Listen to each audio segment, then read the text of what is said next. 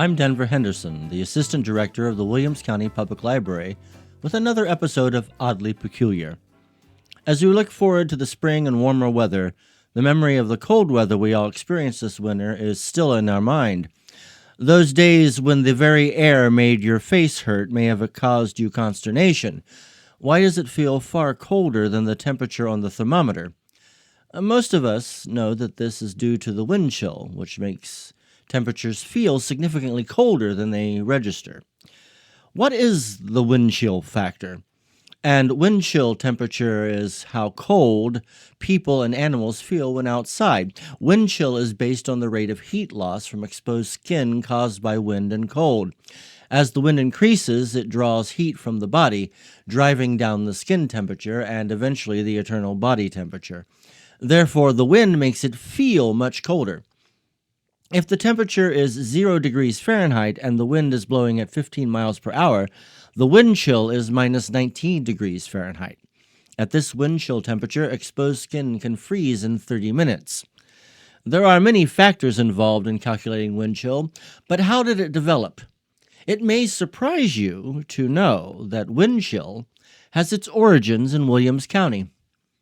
Paul Siple was born in Montpelier on December 18, 1908. The house still stands at 410 Empire Street in Montpelier. His father was Clyde Siple, and his mother was Fanny Allman. The Allman family is one of the pioneer families of Williams County, so Siple had deep roots in the area. His was a typical childhood of school, exploring the St. Joe River, and raiding his mother's cookie jar. In 1918, the Siple family left Montpelier and moved to Erie, Pennsylvania. Here, Paul attended Central High School and, more importantly, joined the Boy Scouts. Paul excelled at scouting, attaining the rank of Eagle Scout. In 1928, Richard Byrd, the Arctic explorer, started a nationwide search for an Eagle Scout to accompany his team on their next expedition to Antarctica. Of the 60,000 scouts that applied for the honor, Paul Siple was chosen for the trip. During the expedition, he was captured on film for a documentary about the Byrd adventure. The expedition must have stirred a great desire for the cold. Siple would spend a total of 6 years on 5 expeditions in the Antarctic. On the third of these trips, Siple, by then Dr. Siple, having received a Ph.D. from Clark University, and a fellow scientist Charles Purcell, developed an experiment. Fill a plastic container with water, hang it from a pole, and measure how quickly the water loses heat, in this case, how quickly the water turned to ice. They found that the faster the wind was blowing, the faster the water turned to ice. For people, that means the windier it is, the more heat we lose, and the colder it feels. Siple and Purcell measured the heat loss that leads to the wind chill in watts per square meter. However, that unit didn't quite grab the public imagination the way we've come to expect from modern meteorological hype and winter weather pronouncements like snowmageddon and snowpocalypse. Canadian meteorologists and not many other people used wind chill until the 1970s, when they and their fellow meteorologists began converting it to the familiar temperature equivalents that allow forecasters to say, "It's 26 degrees this morning, but it feels like 5 below out there." In 1956, Siple led the inaugural scientific expedition at the U.S. Edmundson Scott South Pole Station, where he experienced and recorded what was, at that time, the coldest temperature ever recorded, minus 102.1 degrees Fahrenheit. I'm Dr. Paul Siple of the Department of Army, the scientific leader at the South Pole Station. We've been here at the South Pole Station for the past year, carrying out part of the International Geophysical Year program. This expedition led to Siple having his picture on the cover of Time magazine, which was the modern equivalent of going viral. This led to him being appointed the first ever U.S. scientific envoy to Australia and New Zealand. Siple returned to Williams County several times over the course of his career, always to large crowds. During his visits, he was always eager to speak to local Boy Scout troops and to offer them encouragement. Paul Siple died of a heart attack in 1968 at the age of 59, a relatively young age, but in those years he packed more accomplishments and adventures than most people would experience in 2 lifetimes, and he explained why in winter the air hurts your face. From cornfields to ice fields, Paul Siple's life and career was fun, fascinating, and oddly peculiar.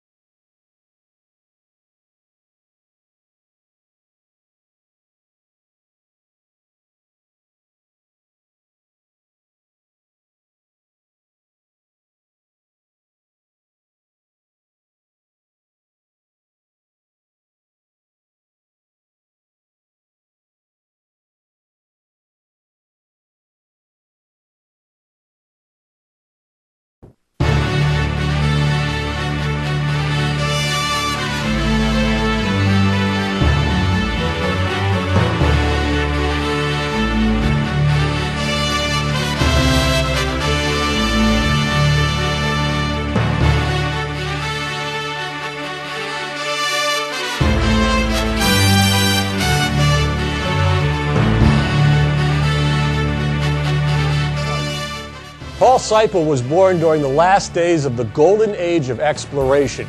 During his boyhood, new scientific discoveries seemed to happen every day. The planet still held great mysteries, hidden places, and unexplored territories.